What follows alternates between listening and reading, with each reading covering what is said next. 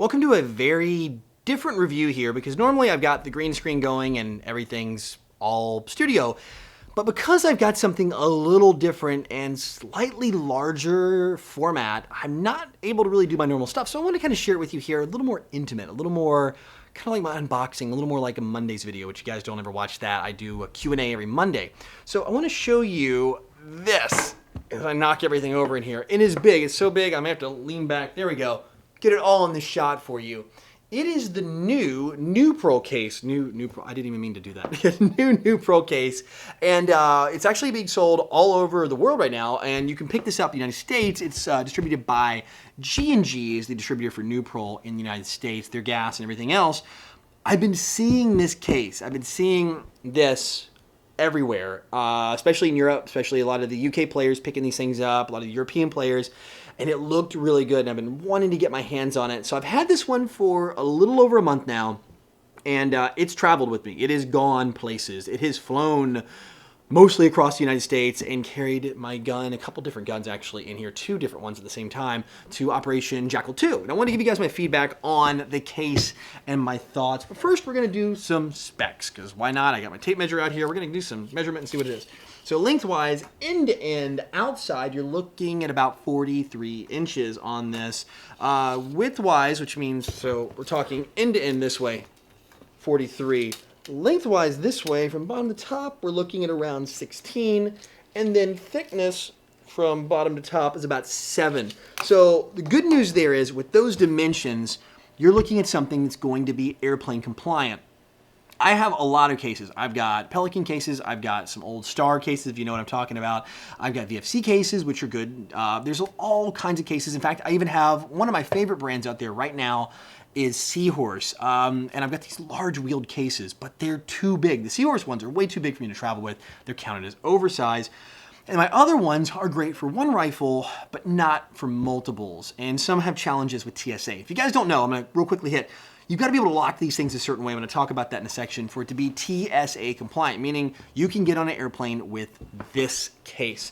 So, give you an idea on the outside. The outside of this is not that thick. I mean, it's still durable. It's still hard. Trust me. It's saying it only has a handful of scratches. Not sure if you guys can just see a couple minor scuffs here. And this has been abused by an airline. I won't tell you which one it is, but I watched them literally just toss this thing onto the plane conveyor belt. And I was just like, oh, well, this is going to be a great test. We're going to find out, right?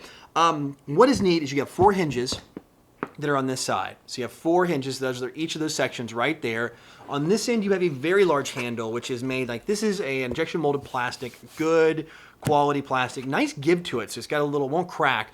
This is nylon fiber. I mean, really high-end nylon fiber on the handle itself. It folds flat, out of the way, flush. It doesn't stick out any more than these hinges, so you don't have to deal with any dimensions there. You also, let me flip this thing around, when you get to the actual opening side, a big handle over here. It's centered, it's wide, and it makes it easy to balance, even if your rifle's a little heavier on one side or the other. I didn't have any trouble doing that. You do have 4 latches. You have 2 here, you have 1 over here, and the 1 over there. Those 4 are going to lock the case shut. They do open rather easy. I will say that. Just kind of, you can kind of just barely kind of pop them up like that. So I will tell you, if you plan on flying with this, to make sure you end up securing this somehow. And obviously, if you're going to fly with rifles in here, you're going to have to do a few things. But again, we'll talk about in a second. Also, we have an air valve here. So if you have pressure, as you do pressure change, you fly up and down. Some or most cabins in airplanes or most storage areas, baggage compartments, are not pressurized. So you can have an issue where your case will swell or contract. So to have the air valve here for blowing off pressure does help. Inside, and I will spin this thing around. Oh, wait. Before we get any further, I do want to show you one more thing here on the outside. The reason is you're going, well, there's a handle here, but why'd they put a handle there, right? This is why. Wheels. You've got 2 sets of wheels, and these actually are offset very wide on the case. Like I said, it's about almost 16, 17 inches wide. This allows you to drag the case like this as you go through the airport, which is super nice, and I use the heck out of that. So if you are going to load it heavy, load it toward the wheel side over here, so it's toward the bottom, so you're not dealing with the weight up there. So if you have like a heavier side of your rifle, like the rail or the barrel or something like that, or you want to put some handguns in here or whatever, you can do that as well. Inside this thing, 4 latches. They do open easy, which is great. Also, it can be, like I said, a little bit challenge. I did have one when I showed up on my second part of the trip after it was locked. One latch was open when I got my case off the conveyor belt. So I don't know if one of the guys bumped it when they were loading it or it brushed against something else. So just kind of be mindful of that. Make sure it's secured with the 2 latching holes, which, by the way, right here by these, you'll have a hole here and a hole up there. So you have 2 holes to run standard size padlocks. I run standard master locks in here. They're just thick enough. Don't get the real low profile ones that don't have like the normal size hook or little loop on it. Do the regular ones. They lock on just fine. Inside, up here, I don't know if you guys can see, we got egg crate foam up top. All this is egg crate. Down below is egg crate. Up top, you're looking about 1 inch. So you're looking at 1 inch of foam here. On the bottom, you are looking at a really thick piece. This is about a 3-incher in there. So that's all the way down to the bottom, which is good. Some of the cases are too shallow. They're only like shallow up top, like this lid. So you have a 1 inch and a 1 inch.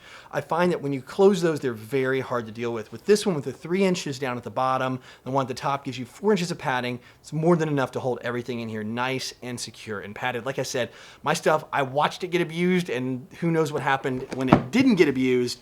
And it still came through just perfect, just fine. Like I said, just some minor scratches on the outside, dents, scuffs, nothing big. I mean, in fact, it looks pretty darn good. Plus, I usually throw some stickers on my cases. They also come in 4 different colors.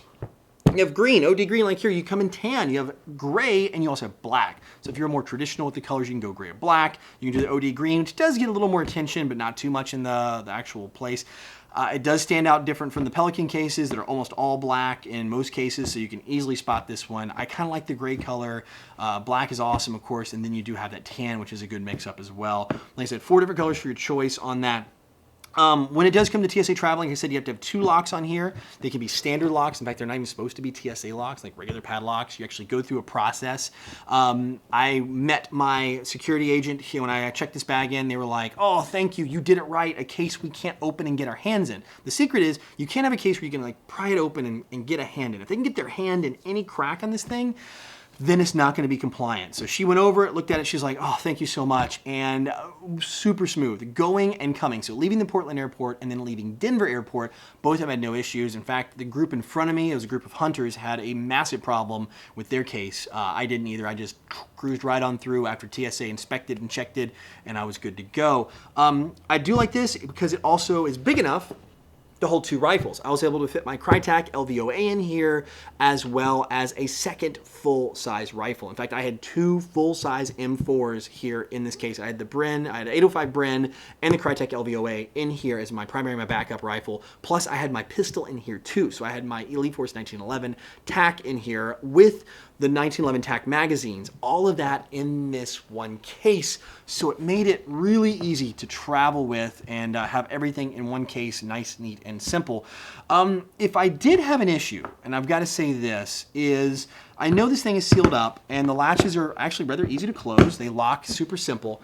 If I had an issue, and it's going to be here on the ends, because when it is closed and I had a couple rifles in, I did notice, and it does have a rubber gasket on the inside, a foam gasket actually, inside the lip that it seals up for water tightness.